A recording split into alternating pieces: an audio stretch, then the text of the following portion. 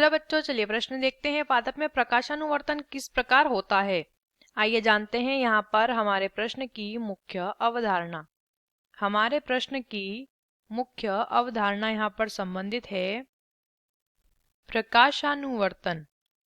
प्रकाशानुवर्तन के विषय में हमें बताना है। देखिए, प्रकाशानुवर्तन जो है ये पादप में होने वाली एक प्रक्रिया होती है। क्या है ये?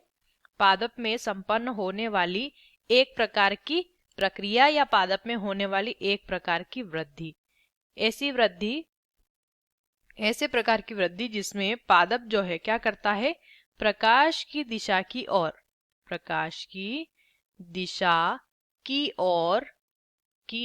क्या करता है?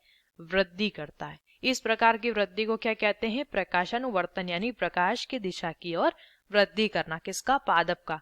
और पादप का कौन सा भाग यहाँ पर वृद्धि करता है? तो पादप का जो प्ररोह होता है वो गति करता है प्रकाश की दिशा की ओर। अब इसे हम एक प्रयोग द्वारा समझते हैं।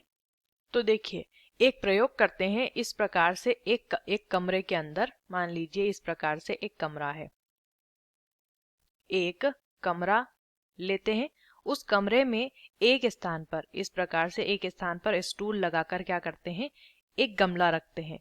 और उस गमले में जो है एक क्या करते हैं? एक पौधा लगा देते हैं। ये मान लीजिए एक पादप है। एक पौधा जब लगाते हैं और मान लीजिए उस कमरे में, पूरे कमरे में क्या है? अंधेरा है, लेकिन एक खिड़की से क्या आता है? सूर्य का प्रकाश आता है। इस प्रकार यहाँ पर मान लीजिए एक खिड़की है और वहां से सूर्य का प्रकाश अंदर आता है। ये क्या है? सूर्य है।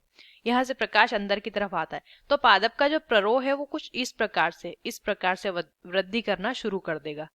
पादप का जो प्ररोह होता है वो इस प्रकाश की ओर, चूंकि यहाँ पे क्या आता है? इस खिड़की से आता है प्रकाश, तो प्रकाश की ओर हमारा पादप का प्ररोह क्या करता है? वृद्धि करना शुरू कर देता है। ये जो प्रक्रिया होती है, इस प्रक्रिया को ही क्या कहते हैं? प्रकाशानुवर्तन इसे कहते हैं। चूंकि यहाँ पे आप देख सकते हैं पूरे कमरे में अंधेरा होने की वजह से जहां से प्रकाश आता है उस ओर पादप का प्ररोह बढ़ना शुरू कर देता है, उस ओर झुक जाता है। आशा करते हैं आपको इस प्रश्न का उत्तर समझ आया होगा। धन्यवाद।